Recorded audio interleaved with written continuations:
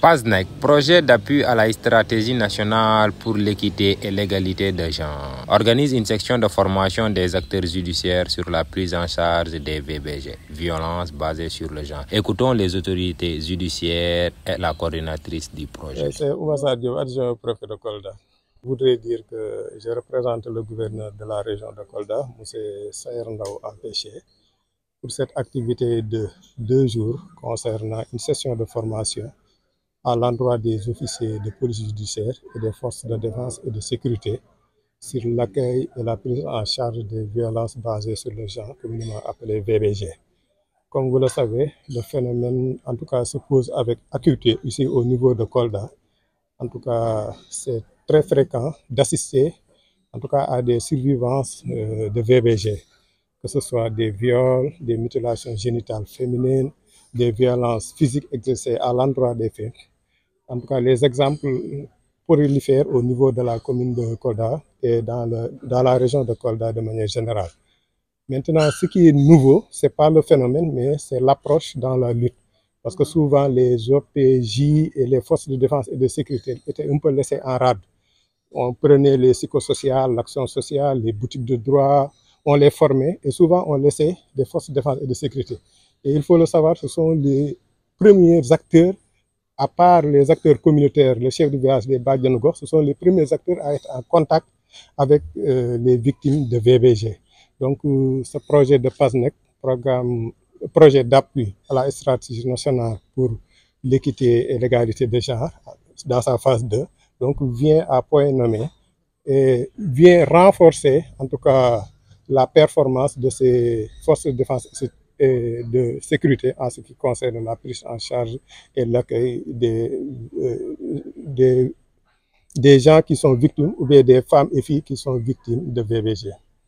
C'est Awanger Fall, coordonnatrice du projet d'appui à la stratégie nationale pour l'équité et l'égalité de genre du ministère de la Famille et des Solidarités.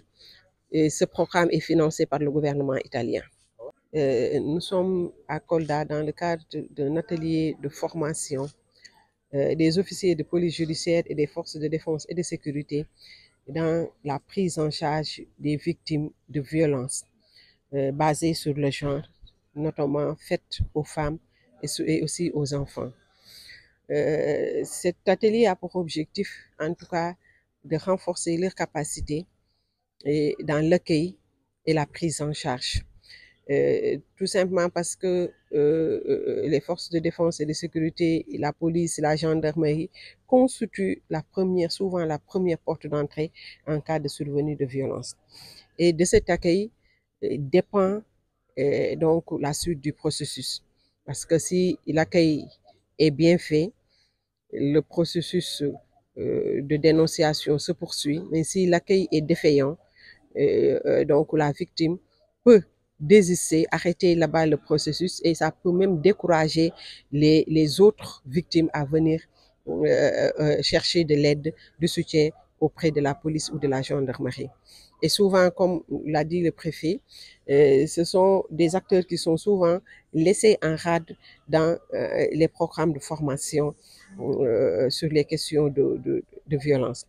C'est pourquoi, au niveau du PASNEC, où le renforcement de capacité constitue une priorité, nous les avons identifiés pour partager avec eux durant ces 2 jours les outils pertinents et donc adéquats pour une bonne prise en charge des cas de violence en cas de survenue dans leurs zones respectives.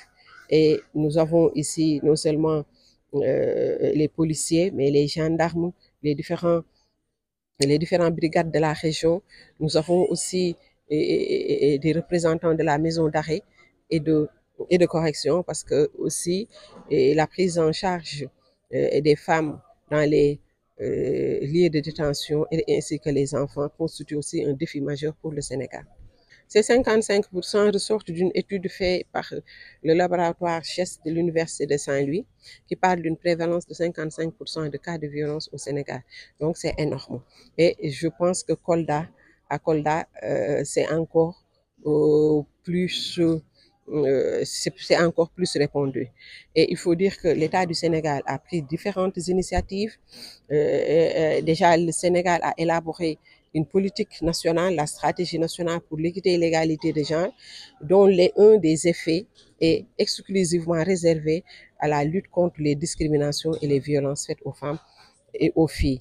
En plus de cette stratégie, nous avons un plan d'action d'éradication des VBG, le PAN-VBG, on l'appelle plus communément, qui est aussi un outil important, exclusivement destiné à la lutte contre les violences. Et récemment, le ministère a initié des centres de prise en charge, dont un centre national à Dakar, un centre à Kaolack, un centre à Fatick et à Kaffrine, des centres exclusivement dédiés à la prise en charge de ces violences, et aussi un outil de dénonciation qu'on appelle le numéro vert plateforme Wallu Allo 116, qui est un numéro accessible 7 jours sur 7, 24 heures sur 24, gratuit à partir d'un téléphone fixe ou portable, qui est un numéro, une plateforme d'écoute et d'orientation, de référencement des cas de victimes, sans compter tout le corpus législatif dont la dernière loi criminalisant le viol et la pédophilie.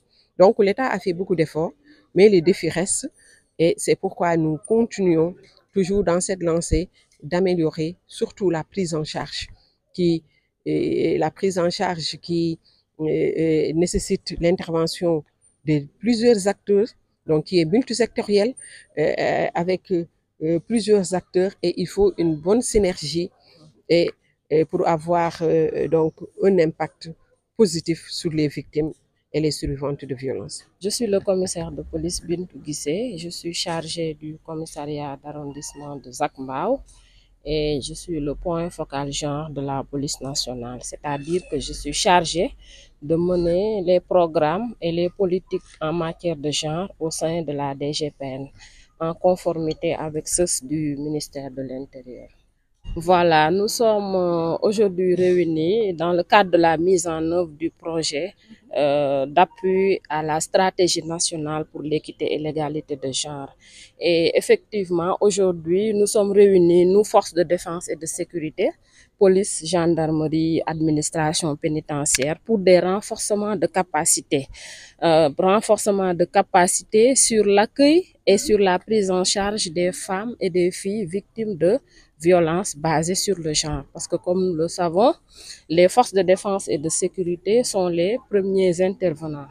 Le réflexe d'une victime de violence basée sur le genre, c'est de venir à la police ou à la gendarmerie afin de porter plainte, en tout cas afin de dénoncer les faits qui se sont passés. Donc c'est important pour nous de savoir comment accueillir une victime de violence basée sur le genre. Et effectivement, nous allons échanger sur ça, sur l'accueil. Nous allons beaucoup insister sur l'accueil. Madame la coordonnatrice l'a dit tout à l'heure.